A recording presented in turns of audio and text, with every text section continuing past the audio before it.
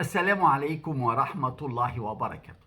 من فضل الله نجمنا أحمد عبد القادر الجناح الأيسر الأساسي للنادي الأهلي سليم وجاهز وتمرن النهاردة وفي قائمة الأهلي إن شاء الله لمباراته بعد بكرة في استاد القاهرة ضد بيراميدز في المرحلة 11 للدوري العام. تغيير وحيد في قائمة الأهلي هيدخله السويسري مارسيل كولر اللي قرر يرجع إن شاء الله لتثبيت الفريق والاعتماد على العمود الفقري اللي كان بيكسبه 6 ماتشات ورا بعض في بداية الدوري. كولر مضطر يعمل التغيير عشان يزود الفاعلية الهجومية لغاية كده وخلي الأمور مقفولة. مش هنتكلم على تفاصيل طالما كولر مخبي كل شيء، احنا نساعده كمان. كولر شاف أكتر من مباراة لفريق بيراميدز وعرف نقاط القوة والضعف عندهم وعرف مفاتيح لعبهم وعرف إن هو فريق قوي وعنده نجوم كتير وإنه دايما يلعب بغل ضد النادي الأهلي. قلت لكم من يومين على خالد عبد الفتاح وهب اللي هو الظهير الأيمن لنادي سموحة اللي فرج عامر رئيس نادي سموحة أعلن بنفسه إن هو وافق على انتقاله للنادي الأهلي في يناير. خالد اللي ممكن يستغل غياب أكرم توفيق المصاب اللي عمل جراحة أمس ونجحت الحمد لله لعلاج قطع الرباط الصليبي. خالد عبد الفتاح 24 سنة، لسه خبرة مش كبيرة، إنما من فضل الله لاعب قوي وسريع وطويل وعنده كورة كويسة، واللي أهم من ده وده إنه أهلاوي قوي. إن شاء الله نقدر نستفيد بيه في المرحلة اللي جاية بإذن الله.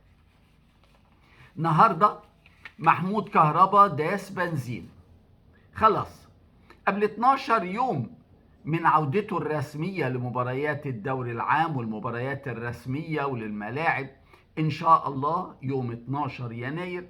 محمود عبد المنعم كهربا أو الفولت العالي اللي عامل صعقة للزمالك والزملكاوية والغلاوية النهاردة لعب أول مباراة ليه مع النادي الأهلي من فترة مش قصيرة. النهاردة كهربا كان في قائمة بدلاء النادي الأهلي وأشباله ضد منتخب غانا للمحليين في القاهرة، المباراة اللي خلصت لصالح غانا 3-1 وأهداف غانا الثلاثة في الشوط الثاني. كولر اتفق مع الجهاز الفني لفريق بدلاء الأهلي إنه يبدأ بكهربا في مركز راس الحربة. عايز يشوفه في مركز راس الحربة. كهربا عنده سرعة وكهربا قناص، لكن مركز راس الحربة برضو عايز شراسة أكتر شوية. كهربا يقدر إن شاء الله رسميا يلحق مباراة النادي الأهلي ضد سموحة في كاس مصر يوم 16 في يناير في القاهرة، وبعد كده مباراة الزمالك في الدوري يوم 21 يناير. الكلام هيبقى عند كولر، هو اللي هيشوف كهربا مستعد ولا مش مستعد. كولر أشرك كهربا وعمار حمدي ومحمد محمود وزياد طارق في مباراة غانا للمحليين. زياد بالمناسبة هو اللي جاب هدف الأهلي في الشوط الأول، إنما اللي كان أحسنهم على الإطلاق عمار حمدي. ممكن قوي بعد ما كولر شاف عمار حمدي امبارح ممكن يحطه في قائمة بيراميدز كبديل، حتى هو أشرك اللاعبين اللي هو مش هياخدهم خالص في ماتش بيراميدز، لكن المستوى اللي قدمه عمار حمدي أعتقد يستحق إنه يكون موجود معاه بإذن الله. لغاية امبارح كانت النتيجة بين الأهلي والزمالك في لقاءاتهم المشتركة في كل الألعاب 21-1 لصالح النادي الأهلي. عشان الأغبية، مش مفيش كلمة تتقال غير الأغبية اللي يقول لك الزمالك أحسن من الأغبية من الأهلاوية. سيبك من اللي مش أهلاوية، اللي مش أهلاوية دول ولا يلزمون. بتكلم على الأهلاوية الأغبية اللي يقولوا الزمالك أحسن من الأهلي، اللي يقولوا بص الزمالك بيكسب اكتر. اخر 22 ماتش بين الاهلي والزمالك الاهلي 21-1 والنهارده بقوا 22-1. اي اهلاوي يقول لك الزمالك متفوق على الاهلي في كذا وكذا تقول له 22-1. النهارده الفريقين اتقابلوا في مباريات تحديد المراكز من الخامس للثامن في البطولة العربية لتنس الطاولة، والاهلي فاز 3-0. أدب 3-0، مش 1 ولا 2 ولا لا 3-0. علشان الأغبياء اللي يقولوا إن الزمالك متفوق وإن لمجرد إنه سابق بفارق الأهداف في الدوري العام، الدوري الفاسد اللي الحكام فيه ماشيين مع الزمالك كأنهم فريق واحد. النهارده كمان بيراميدز اللي بيلعب في استاد القاهرة معظم ماتشاته معترض على استاد القاهرة، معترض على ان الاهلي ينقل الماتش بتاعه اللي هو بتاع الاهلي من ملعب الاهلي لاستاد القاهرة. انا اعرف انك تعترض لو الاهلي ناقل من استاد القاهرة لملعب الاهلي، تقول لك لا انت ليه واخدني ملعبك؟ لا ده احنا ناقلين من الاهلي لاستاد القاهرة يا اغبياء. الماتش منقول من ملعب الاهلي مش لملعب الاهلي، لا ده الماتش منقول من ملعب الاهلي. طالعين يقول لك ده غلط وده ضد اللائحه. طب ارجع للائحه شوف الاهلي ملعبه الاول ايه وملعبه الثاني، هتلاقي ملعبه الثاني استاد القاهره، وهتلاقي ان الاهلي واخد الموافقات الامنيه على استاد القاهره، وان الماتش عادي جدا يتلعب في استاد القاهره، وان الاهلي الاسبوع اللي فات لعب مع فاركو في برج العرب رغم ان المباراة كانت مقامة في استاد اسكندرية، وقبلها بيومين اتنقلت لاستاد برج العرب والاهلي ما قالش حاجة، وقبلها كان طلائع الجيش والزمالك في برج العرب واتنقل الكلية الحربية عادي. انما عند الاهلي بيراميدز لازم يغل. انما الحقيقة الغريبة شوية ان اللي بيكتب الاحتجاجات والبيانات لبيراميدز ساقط اعدادية زيه زي ميدو بالظبط، كاتب في البيان كل حاجة وعكسها. يعني كاتب مثلا في البيان ان تغيير مكان الملعب غير طبيعي، هو اللي كاتب كده مش انا، ده اللي هو اللي كاتب. وبعدين كاتب بعديها على طول ان تغيير الملعب لا يغير من الامر شيئا. الله، مش انت لسه قايل ان هو غير طبيعي؟ ازاي تقول لي ما يغيرش شيء؟ بس كده لا، كاتب ان هو مضطر رغم انفه يقبل الوضع. يبقى هو مضطر ايه؟ رغم انفه. هو اللي كاتب، اللي سقط اعداديه هو اللي كاتب رغم انفه.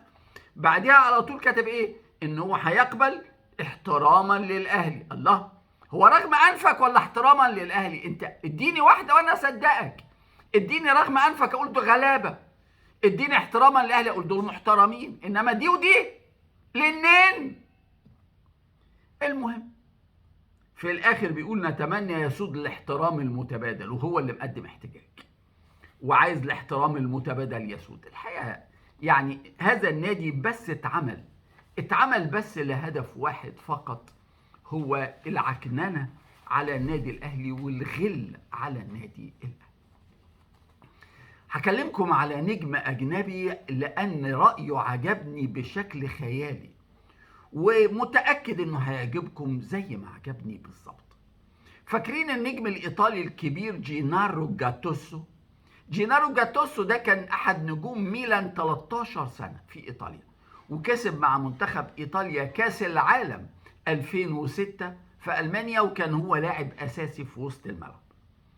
بيدرب دلوقتي نادي فالنسيا في اسبانيا. بيسالوه امنياته في سنه 2023 ايه؟ امنيتك تكسب لا ليجا مع فالنسيا ولا تتاهل للتشامبيونز ليج وتلعب في بطولات اوروبا؟ رد عليهم رد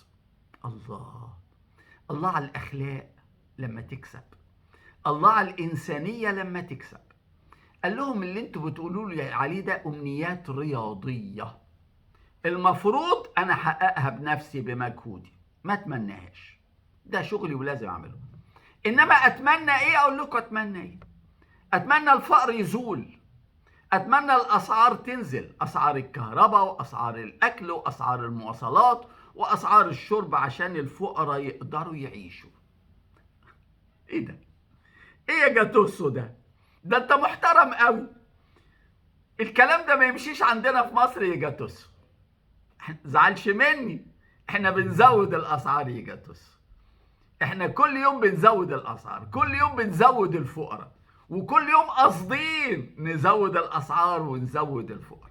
اما بالنسبه للموضوع الرياضي ما عندناش موضوع رياضي، عندنا دوله ماسكها ناس عايزين يدمروا الاهلي ويكسبوا الزمالك وبس. تزعلش مننا يا جاتوسو، هي دي مصر يا جاتوسو. امبارح محمد شبانة في برنامجه الممتع اللي بقى الأهلاوية بيتابعوه أكتر من الزملكاوية، قال إن بعد ما مرتضى منصور أعلن إنه هيجيب قطر من وزارة النقل مجانا ألماني لنقل جمهور الزمالك إلى أسوان، شبانة قال له أنت بتتكلم عن الشعبية وإن الزمالك عنده شعبية، وانت رايح جايب قطر الأسوان عشان تنقل 1000 مشجع زملكاوي. هو انت ما عندكش 3000 مشجع زملكاوي في أسوان؟